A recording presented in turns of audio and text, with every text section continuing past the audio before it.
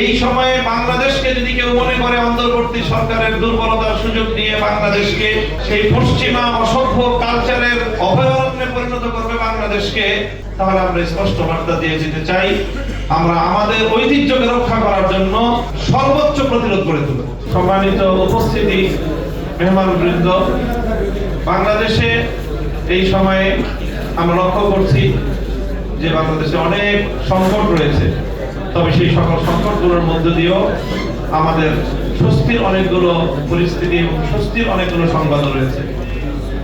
নিকট অতীতের যেগুলো রমজানের চেয়ে চলমান এই রমজান মুবারকে আমরা দেখছি যে দ্রব্য মূল্যের যে একটা এই লাগামহীন ঊর্ধ্বগতি চলত, সেটা এই রমজানে অনেকটাই অনুপস্থিত।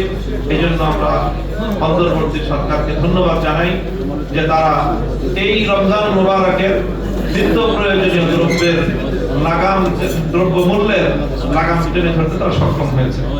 সেই সাথে এই যে লোডশেডিং মুক্ত ঢাকার শহর সহ বাংলাদেশে প্রায় কোথাওই আমরা যতটুকু সংবাদ পাচ্ছি যে বিদ্যুতের একটি সরবরাহ বাংলাদেশের জনজীবনে স্বস্তি দিয়ে যাচ্ছে।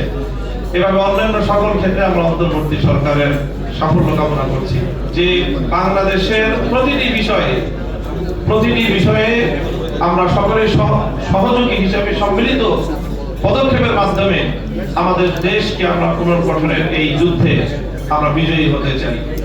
সেক্ষেত্রে আইন শৃঙ্খলা পরিস্থিতির যে একটি অবস্থা এখনো পর্যন্ত, বিশেষ করে পুলিশ প্রশাসন সম্পূর্ণরূপে তারা তাদের সক্ষমতা নিয়ে মাঠে কাজ করছে, কথা বলার সময় এখনো হয়নি। সেই ক্ষেত্রে আমি অবশ্যই ধন্যবাদ জানাই বাংলাদেশের সশস্ত্র বাহিনীকে যে তারা নিরলসভাবে আইন শৃঙ্খলা পরিস্থিতি সহ দেশের স্থিতিশীলতা এবং দেশের স্বাধীনতা, সার্বভৌমত্ব সহ বাংলাদেশকে রক্ষার ক্ষেত্রে তারা অনবদ্য ভূমিকা পালন করে চলেছে। এই জন্য সশস্ত্র বাহিনীর যে সকল সদস্যরা মাঠে ময়দানে প্রতিনিয়ত তারা ভূমিকা পালন করে চলেছে, তাদেরকে আমরা অভিনন্দন জানাই এবং এই ভূমিকা অব্যাহত রাখার জন্য আহ্বান জানাই। সেই সাথে পুলিশ প্রশাসনকে যতটা দ্রুত সম্ভব এটাকে পরিপূর্ণরূপে সক্ষমতা ফিরিয়ে এনে তাদের কার্যক্রমকে গতিশীল করার জন্য, যে পুনর্নিয়োগের মাধ্যমে পুলিশ প্রশাসনের যে শূন্যতা সৃষ্টি হয়েছে সেই শূন্যতা পূরণ করার জন্য আমি উদাত্ত আহ্বান জানাবো। সাম্প্রতিক সময়ে একজন রূপান্তরিত পুরুষ থেকে নারীতে রূপান্তরিত হওয়া এক ব্যক্তিকে অদম্য নারী হিসেবে রাষ্ট্রীয়ভাবে পুরস্কৃত করে বাংলাদেশের হাজার বছরের কৃষ্টি, কালচার এবং ঐতিহ্যকে অপমান করা হয়েছে, অসম্মান করা হয়েছে। সেখান থেকে কিছুটা চিন্তার ভাত আমাদের কপালে পড়ছে, সেটা হলো আন্তর্জাতিকভাবে এলজিবিটির যে ষড়যন্ত্র, সেই ষড়যন্ত্র কোনোভাবে বাংলাদেশে বাস্তবায়িত হওয়ার কোনো পথ যেন খুঁজে না পায়। যে আন্তর্জাতিক যে মানবাধিকার সংস্থার অফিস বাংলাদেশে করবার একটা তৎপরতা, এটা আমরা শুনছিলাম, কেন যেন মনে হচ্ছে যে ইতিমধ্যে এর মধ্য দিয়ে সেই তৎপরতা বাংলাদেশে বাস্তবায়িত হওয়ার কোন পথ তৈরি হচ্ছে কিনা।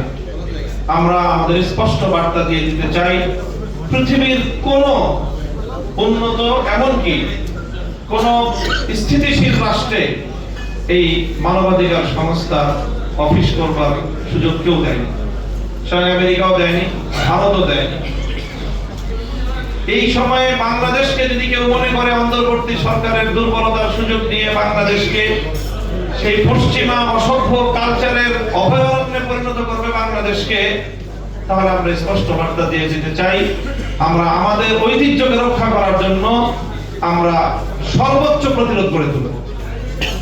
কাজেই বাংলাদেশে এই জাতীয় কোন কার্যকলাপ যেন অন্তর্বর্তীকালীন সরকারের দুর্বলতার সুযোগ নিয়ে সরকারের ভিতরে ঘাপটি মেরে বসে থাকা, বাংলাদেশ বিরোধী কোন পক্ষ, বাংলাদেশের ইতিহাস ঐতিহ্য বিরোধী কোন শক্তি, কোন অপশক্তি যেন এই ধরনের কোন কার্যকলাপ পরিচালনার সুযোগ না পায়, আমরা স্পষ্ট সতর্ক বার্তা উচ্চারণ করছি।